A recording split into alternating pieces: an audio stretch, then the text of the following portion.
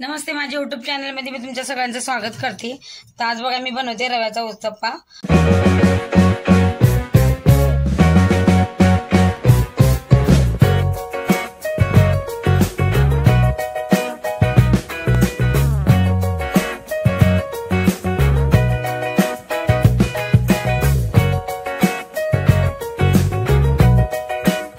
इथं मी एक वाटी लहान वाटी रवा घेतलाय आणि इथं अर्धा कप दही घेतलंय। आता रवा याच्यात टाकायचा, दही आणि याच्यात चवीपुरतं मीठ टाकायचं, जास्त नाही, आणि 1 कप पाणी। त्याला मिक्स करून घेऊ चांगलं। हे बघा दही, पाणी आणि मीठ असं मी मिक्स करून घेतले। आता त्याला मी थोडा वेळ ठेवून देणार आहे। हे बघा रवा आणि दही असं चांगलं मी भिजवून घेतलंय। आता मिक्सर मध्ये फिरवून घेणार आहे मी याला, चांगलं स्मूथ करून घ्यायचं आपल्याला।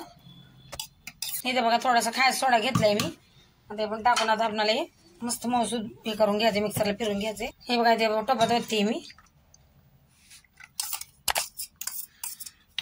हे बघा ना जास्त घट्ट ना पातळ असं नॉर्मली ठेवलंय मी। इथे बघा तवा ठेवलाय मी गरम करायला, त्याच्यावर थोडंसं तेल टाकून घेते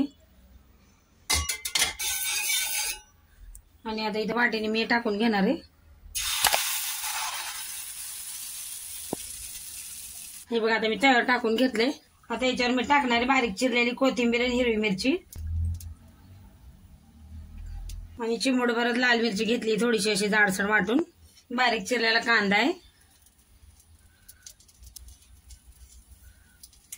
आणि बारीक चिरलेले टमाटे। आता याला चांगलं होऊ देणार आहे मी। अजून थोडेसे टमाटे टाकून घेते, कांदा आणि टमाटे, थोडासा कांदा टाकलाय।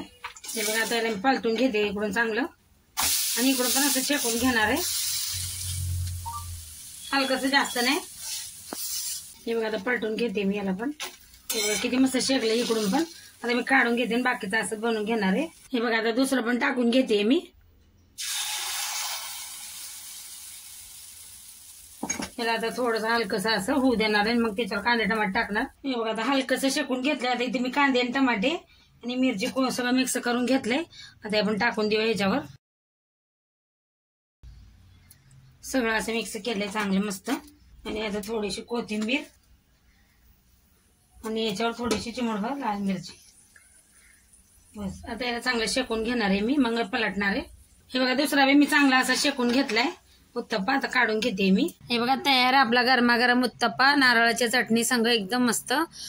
आणि व्हिडिओ आवडला तर लाईक, सबस्क्राईब, शेअर जरूर करा।